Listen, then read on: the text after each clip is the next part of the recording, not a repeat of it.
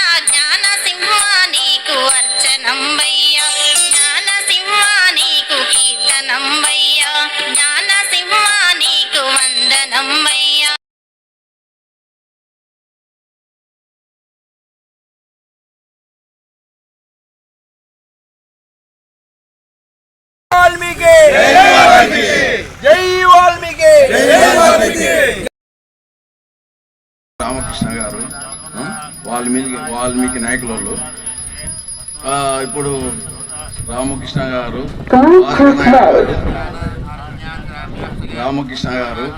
భాస్కర్ నాయుడు గారు విగ్రహదాత ఈయన శేఖర్ గారు, వెంకటాపురం గ్రామ ప్రజలు మా సంకల్పము కాబట్టి ఈరోజు మా కోరిక నెరవేరింది. ఈరోజు అందరం వాల్మీకులు అందరూ ప్రజలు అన్నలు తమ్ముళ్ళు కూడా అందరూ హాజరయ్యి ఈరోజు ఈ కార్యక్రమం చేయవలసిందిగా కోరుకుంటున్నాను.